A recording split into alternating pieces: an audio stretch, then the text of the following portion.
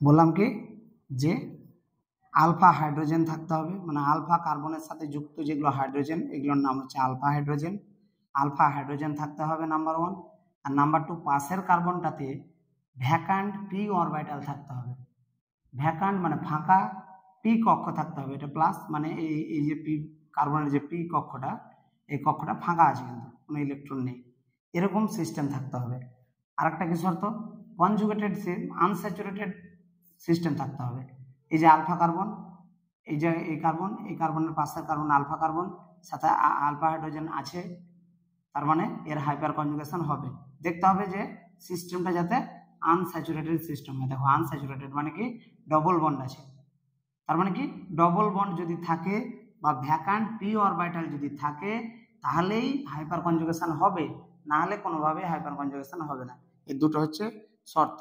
এবার স্টেবিলিটি কিভাবে ব্যাখ্যা করব, যার যত আলফা হাইড্রোজেন বেশি তার তত number of hyper conjugation structure তত বেশি। ধরে নাও আমরা উদাহরণ হিসেবে দেখাতে পারি যে যদি উদাহরণ হিসেবে দেখায় যে সি এটা প্লাস ছিল, হ্যাঁ এটা হচ্ছে CH3, এটা হচ্ছে, হ্যাঁ এটা 1 নাম্বার ধরলাম।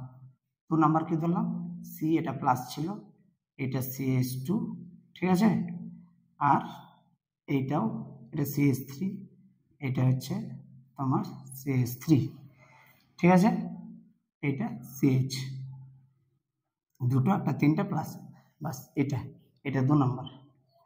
আর একটা কি এইটা C প্লাস CH3 CH3, এটা CH3।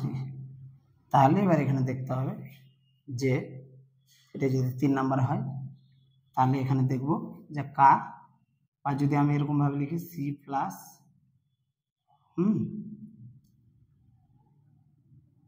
এরকম ভাবে যদি লিখি যে C প্লাস দিয়ে C দিয়ে আবার CH3 হোল 3, এইটা যদি করি আমরা তাহলে কি দেখব, তাহলে এখানে দেখতে হবে হাইড্রোজেন হাইড্রোজেন। তার মানে এই স্ট্রাকচারটাকে যদি আমি এইভাবে লিখি যে বুঝতে যদি অসুবিধা হয়, তো সি প্লাস ছিল, এখানে একটা সি, এবার এর সাথে 3খানা CH3 গ্রুপ আলাদা করে লেগে আছে, CH3 আর এটা হচ্ছে এখানে একটা হাইড্রোজেন, এখানে একটা হাইড্রোজেন। তাহলে এটা যদি 4 নাম্বার স্ট্রাকচার হয় তাহলে আমরা কি বলতে পারি যে নাম্বার অফ আলফা হাইড্রোজেন যেখানে বেশি তার হাইপার কনজুগেশন স্ট্রাকচার তত বেশি।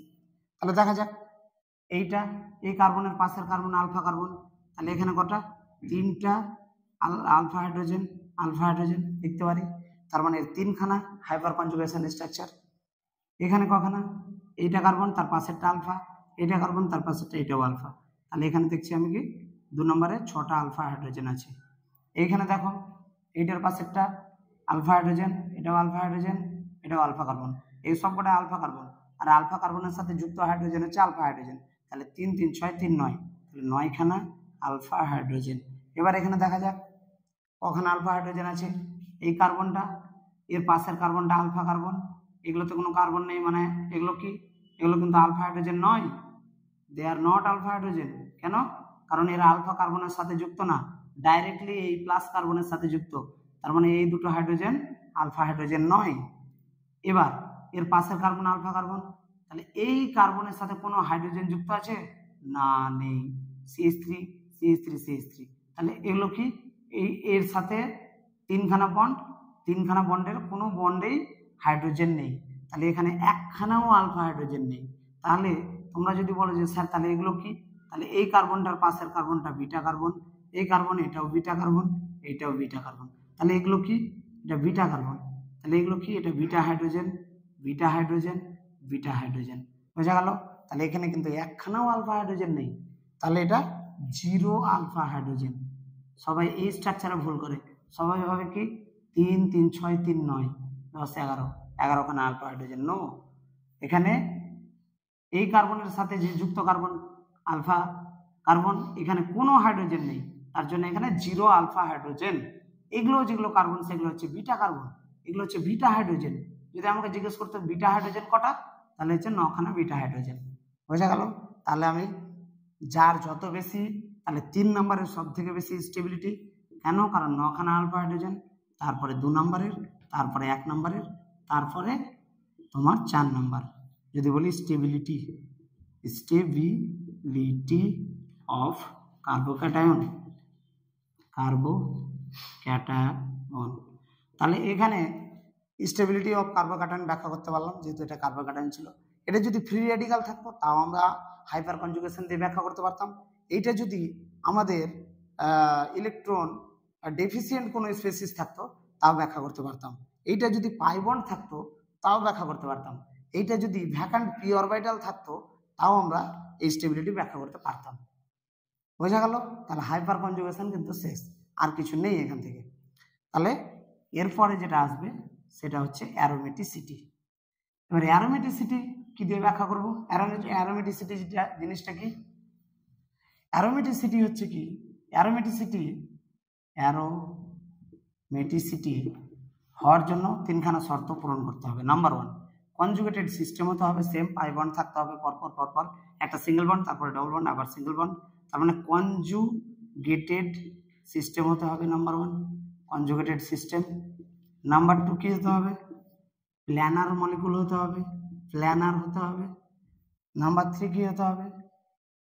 এবার কনজুগেটেড সিস্টেম হতে হবে, প্ল্যানার হতে হবে, আর একটা কি, যে পাই বন্ডটা ডিলোকালাইজেশন অফ পাই বন্ড থাকতে হবে, মানে পাই বন্ডের ডিলোকালাইজেশন হতে হবে, পাই বন্ডের ডিলোকালাইজেশন হতে হবে। আর আমরা কি করব? অ্যারোমেটিসিটি কি সূত্র দিয়ে বার করব? হুকেলের সূত্র। হুকেল বলে একটা বিজ্ঞানী ছিল, হুকেল রুলস দিয়ে আমরা ব্যাখ্যা করতে পারবো। সেই সূত্রটা কি? 4n+2, ঠিক আছে? পাই ইলেকট্রন থাকতে হবে, যেখানে n = 0 হতে পারে, 1 হতে পারে, 2 হতে পারে, 3 হতে পারে, চলবে এভাবে। তাহলে n = যদি 0 হয় তাহলে 4 × 0 × 0, তাহলে 2খানা পাই ইলেকট্রন থাকতে হবে। মানে n যদি 0 হয় তাহলে 2খানা পাই ইলেকট্রন থাকতে হবে, 2খানা পাই ইলেকট্রন থাকতে হবে। n যদি 1 হয় তাহলে 4 আর 2 6খানা পাই ইলেকট্রন থাকতে হবে। n যদি 1 হয় তাহলে আমার 6খানা পাই ইলেকট্রন থাকতে হবে। 6খানা পাই ইলেকট্রন মানে কি 3খানা পাই বন্ড, 2খানা পাই ইলেকট্রন মানে কি 1খানা পাই বন্ড, এরকম থাকতে হবে। তাহলে এই শর্তগুলো যদি পূরণ হয়, n = 2 যদি হয় তাহলে 8 4 2 8, আর হচ্ছে 2 10, মানে 10খানা পাই ইলেকট্রন থাকতে হবে। এরকম যদি হয়, কোনো মলিকুল যদি এই শর্ত পূরণ করে তাহলে ওটাকে বলবো আমরা অ্যারোমেটিক মলিকুল। যেমন হচ্ছে বেনজিন রিং, দেখো শর্ত পূরণ করছে কিনা, 1খানা 2খানা 3খানা, তাহলে কখানা পাই ইলেকট্রন হচ্ছে? 3 × 2 = 6খানা পাই ইলেকট্রন হচ্ছে। দেখো n এর ভ্যালু যদি তুমি 1 বসাও তাহলে 4 + 2 6 পাই ইলেকট্রন, তাহলে দেখো একটা বন্ডে 2খানা ইলেকট্রন, তাহলে 3খানা বন্ডে 6 পাই ইলেকট্রন আছে না নেই? তাহলে এটা এই মলিকুলটা প্ল্যানার। কি করে বুঝবো? দেখো conjugated system, delocalisation of pi bond হচ্ছে, আর একটা কি হচ্ছে? প্ল্যানার। আর কি? Conjugated system. আর পাই বন্ডের ডিলোকালাইজেশন হচ্ছে। দেখো প্ল্যানার কি করে বুঝবো? কারণ এটা sp কার্বন, এটাও sp কার্বন, এটাও sp কার্বন, এটাও sp কার্বন, এটাও sp কার্বন। বুঝতে পারছো? sp কি না sp2? এটা হচ্ছে sp2, কারণ দেখো একটা দুটো 3খানা করে বন্ড, sp2, হ্যাঁ, এগুলো সবই হচ্ছে sp2 কার্বন। তাহলে sp2 হলে বলবো আমরা কি? প্ল্যানার। ঠিক আছে, বোঝা গেল? তাহলে আমরা অ্যারোমেটিসিটি বুঝে গেলাম। এবার এখান থেকে আর কি হতে পারে? এখান থেকে হতে পারে নন অ্যারোমেটিক মলিকুল হতে পারে, আর অ্যান্টি অ্যারোমেটিক মলিকুল হতে পারে। এবার আমরা এটা কি করে ব্যাখ্যা করব? অ্যান্টি অ্যারোমেটিক যদি হয়, অ্যান্টি অ্যারোমেটিক হওয়ার জন্য কি? 4n পাই ইলেকট্রন হতে হবে। মলিকুলটাকে কি হতে হবে? 4n পাই ইলেকট্রন থাকতে হবে, নাম্বার 1 শর্ত। নাম্বার 2 কি থাকতে হবে? নাম্বার 2 কি শর্ত? অ্যান্টি অ্যারোমেটিক বলেছি, তার মানে প্ল্যানার অবশ্যই হতে হবে। প্ল্যানার না হলে কিন্তু অ্যান্টি অ্যারোমেটিক হবে না, প্ল্যানার হতে হবে। ঠিক আছে, এই দুটো শর্ত ফিল আপ করতে হবে। ঠিক আছে, এবার একটা হয় কি? নন অ্যারোমেটিক হওয়ার জন্য কি কি শর্ত? নন অ্যারোমেটিক হওয়ার জন্য একটাই শর্ত মনে রাখবো, কিচ্ছু দরকার নেই, শুধুমাত্র একটাই শর্ত, নন প্ল্যানার হতে হবে। যে মলিকুলটা নন প্ল্যানার, প্ল্যানার মানে কি? সমতলীয়। সমতলীয় না, নন প্ল্যানার। মানে কি, যেমন হচ্ছে আমরা বলি যে sp, তাহলে প্ল্যানার, sp2 প্ল্যানার, কিন্তু sp3 যদি হয় তাহলে কিন্তু ও আর প্ল্যানার থাকলো না। কেন? কারণ তখন নন প্ল্যানার হয়ে গেল। তাহলে কোনো কার্বন যদি sp3 হয়, তাহলে sp3 যদি কোনো কার্বন থাকে বা মলিকুল থাকে, তাহলে সেটা হবে নন প্ল্যানার। ঠিক আছে, বোঝা গেল? তাহলে যদি এরকম থাকে কোনো মলিকুল, এরকম উঠে আছে, এইভাবে এভাবে উঠে আছে, এটা এরকম যদি থাকে, তাহলে কি বলবো, এখানে একটা বন্ড, এটা বন্ড, এটা কিন্তু সিঙ্গেল, এটা একটা বন্ড, বোঝা গেল?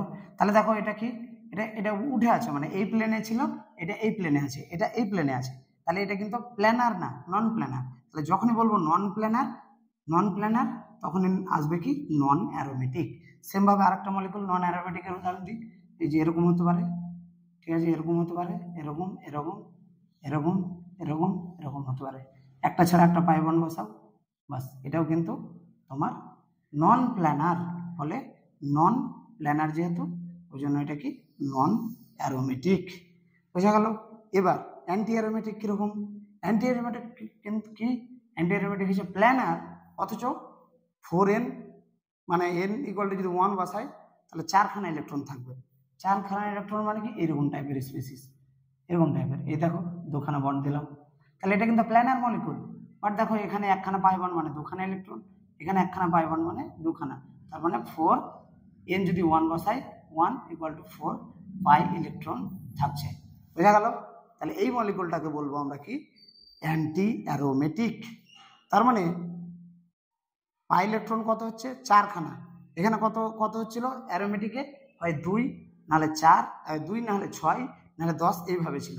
কিন্তু এখানে কি হচ্ছে যে 4 পাই ইলেকট্রন, মানে কি দেখো, একটা বন্ডে 2টো ইলেকট্রন, আর একটা বন্ডে 2টো ইলেকট্রন। তাহলে এরকম যদি n ইকুয়াল টু 2 হয়, তাহলে কতখানা, বা 8খানা পাই ইলেকট্রন যদি কোনো সিস্টেমে থাকে, ওরকম মলিকুলকে বলবো আমরা কি বলবো, অ্যান্টি অ্যারোমেটিক বলবো। বোঝা গেল? এবার যদি বলো যে অ্যারোমেটিক, নন অ্যারোমেটিক এবং অ্যান্টি অ্যারোমেটিক, এদের মধ্যে স্টেবিলিটি কার বেশি আর কার কম, তাহলে কি করে ব্যাখ্যা করবো? আমরা জানি অ্যারোমেটিক মলিকুলের স্টেবিলিটি সব থেকে বেশি। স্টেবিলিটি তাহলে কিভাবে ব্যাখ্যা করবো? অ্যারোমেটিক যে মলিকুল, তার স্টেবিলিটি সব থেকে বেশি, তারপরে নন অ্যারোমেটিক, অ্যান্টিটা সব থেকে উল্টো, অ্যান্টিটা সব থেকে কম স্টেবল, নন অ্যারোমেটিক,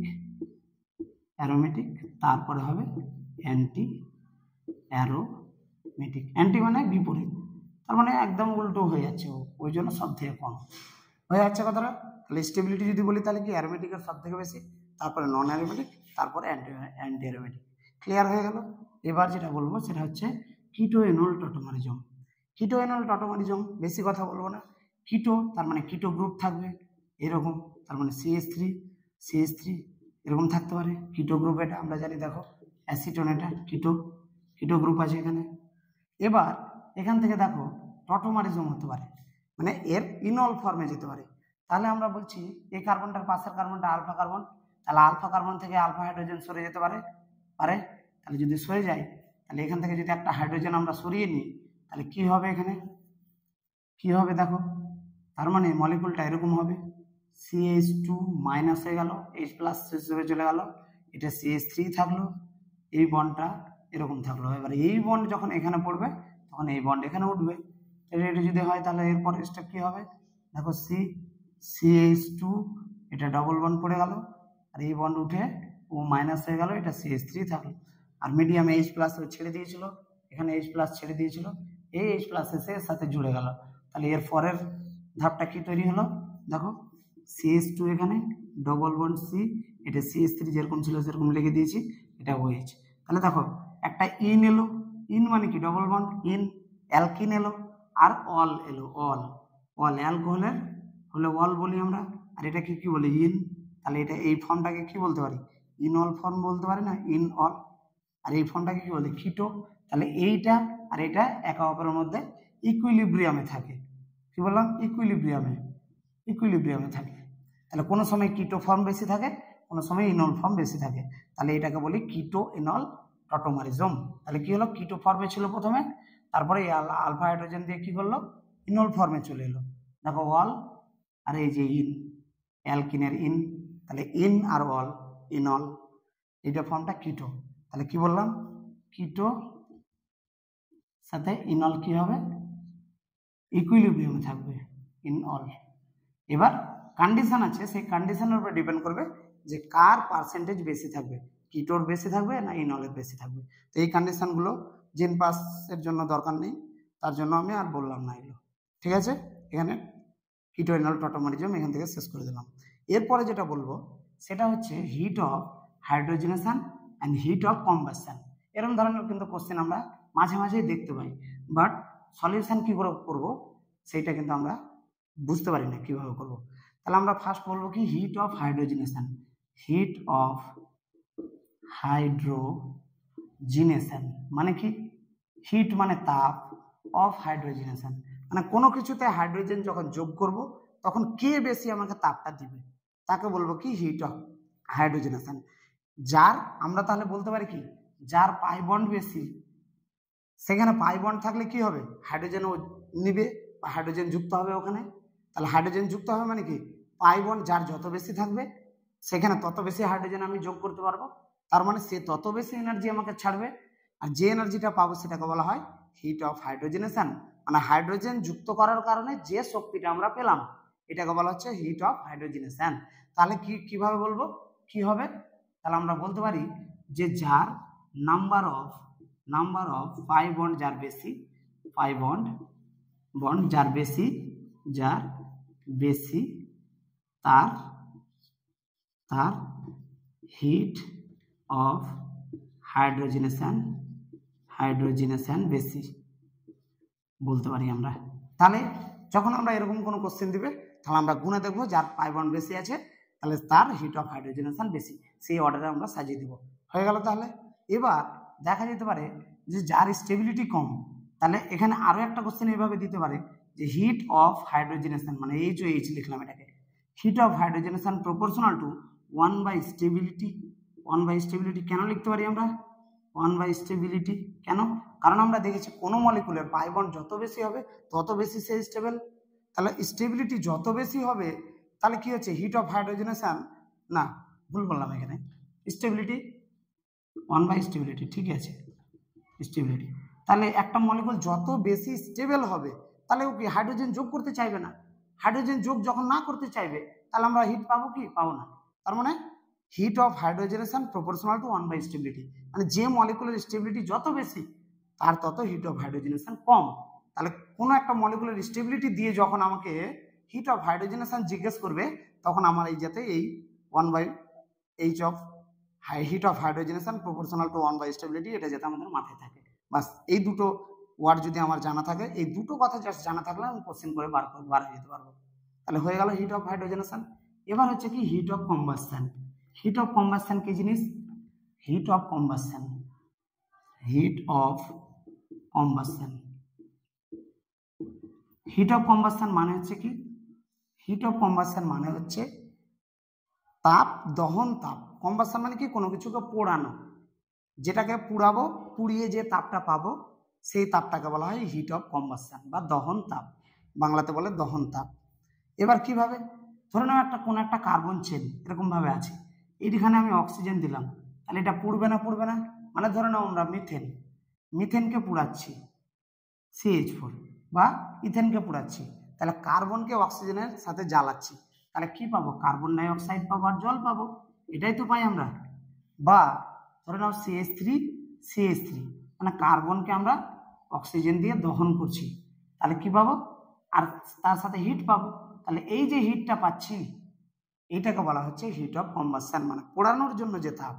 তাহলে সেম ভাবে কার্বন ডাই অক্সাইড এবং জল পাবো, এভাবে পাবো। বা আমি কার্বনের কোনো চেনও পেতে পারি, সেটা ডিপেন্ড করবে কি রকমের রিয়াকশন হচ্ছে তার উপরে, তাহলে আমরা বলবো এটাকে বলবো হিট অফ কম্বাসন। তাহলে হিট অফ কম্বাসন ডিপেন্ড করবে কি, তাহলে দেখো যখন আমার একখানা কার্বন ছিল তখন হিট অফ কম্বাসন কিন্তু কম পাবো, মানে কম তাপ পাবো। যখন বেশি সংখ্যক কার্বন তাহলে বেশি অক্সিজেন লাগবে, বেশি সংখ্যক বেশি পরিমাণ তাহলে আমি তাপ পাবো, বেশি পরিমাণ তাপ পাবো। তাহলে দেখা যাচ্ছে যে নাম্বার অফ কার্বন যত বাড়ছে, কার্বন যত বাড়বে যত বাড়বে তত বেশি হিট অফ কম্বাসন হবে, হিট অফ কম্বাসন পাবো আমরা। বুঝা গেল? তাহলে কি হলো, তাহলে নাম্বার অফ কার্বন যত বাড়বে হিট অফ কম্বাসন তত বাড়বে। এটা একটা সূত্র। আর একটা সূত্র মনে রাখার কি, যে heat of combustion proportional to one by stability. Same heat of HOC লিখলাম এটাকে, proportional to one by stability of molecule, stability of molecule. তাহলে যত আমার স্টেবল মলিকুল হবে তাহলে সে তত বেশি মানে অক্সিজেন দিয়ে দহন হবে না। তাহলে স্টেবল যত হবে তত আমার কম্বাসন কমে যাচ্ছে, আর কম্বাসন কমে যাওয়া মানে হিট অফ কম্বাসন কম পাবো। বাস হয়ে গেল। এই দুটোই যারা জানবে তারা যে কোনো কোশ্চেন করে বার হয়ে চলে আসবে। বাস হয়ে গেল। এবার একটা কথা যেটা বলবো সেটা হচ্ছে ইলেকট্রোফাইল আর নিউক্লিওফাইল। আর কিছু নেই, জাস্ট দুটো কথা। ইলেকট্রোফাইল, তাহলে ইলেকট্রোফাইল কি জিনিস? ইলেকট্রোফাইলকে আমরা E+ হিসেবে লিখি সাধারণত। ইলেকট্রোফাইল কি জিনিস?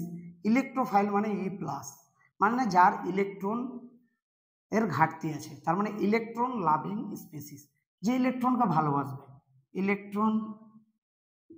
ইলেকট্রন লাভিং স্পিসিস মানে যে ইলেকট্রনকে যত বেশি ভালোবাসবে। তার মানে কি, আমার ইলেকট্রন যদি থাকে তাহলে কি আমি আর ইলেকট্রন চাইবো? আমি চাইবো না।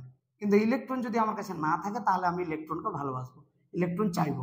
তার মানে ইলেকট্রন যত আমার কাছে ঘাটতি থাকবে তত বেশি আমার ইলেকট্রোফিলিসিটি বাড়বে, মানে ইলেকট্রোফাইল হিসেবে আমি তত বেশি কাজ করব, কারণ আমার তো ইলেকট্রনের ঘাটতি আছে, আমার তো ইলেকট্রন দরকার, নাহলে আমি শান্তি পাচ্ছি না। তাহলে কি করব আমি? ইলেকট্রোফাইল বা ইলেকট্রোফিলিসিটি আমার বেড়ে যাবে এখানে। তাহলে ইলেকট্রোফাইল মানে ইলেকট্রন লাভিং স্পিসিস। সেটা কিরকম হতে পারে? ধরে নাও H+, ইলেকট্রনের ঘাটতি আছে, তাহলে এটা একটা ইলেকট্রোফাইল। সেমভাবে NO2 এটা প্লাস, ইলেকট্রোফাইল। SO3 কারণ এর ভ্যাকান্ট পজিশন আছে, ইলেকট্রোফাইল। ঠিক আছে? আর কি? যে কোনো E+ মানে কি, যেরকম ধরুন আমরা বললাম যে NR3+, NH3+, তাহলে প্লাস মানে কি, এদের ইলেকট্রন ঘাটতি আছে, এরা কিন্তু ইলেকট্রোফাইল। বোঝা গেল? তাহলে ইলেকট্রোফিলিসিটি, যার যত ইলেকট্রন ডেফিসিয়েন্ট মলিকুল, যে যত বা যার যত ইলেকট্রন কম আছে তার কিন্তু ইলেকট্রোফাইল হিসেবে কাজ করার প্রবণতা তত বেশি। বোঝা গেল? এবার হচ্ছে নিউক্লিওফাইল।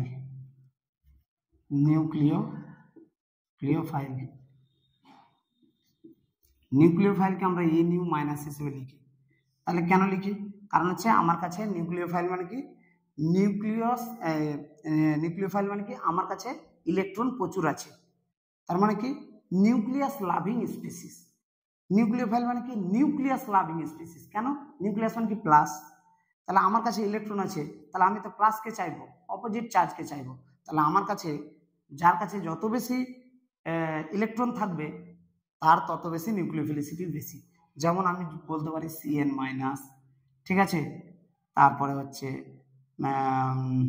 আর নিউক্লিওফাইল CN-, তারপরে হচ্ছে COO-, এগুলো কিন্তু নিউক্লিওফাইল। মানে মাইনাস বা লোন পেয়ার যাদের আছে, যেমন NH3 ডট, এটা কিন্তু নিউক্লিওফাইল, কারণ এর মানে এ কিন্তু ইলেকট্রন ডোনেট করতে পারবে।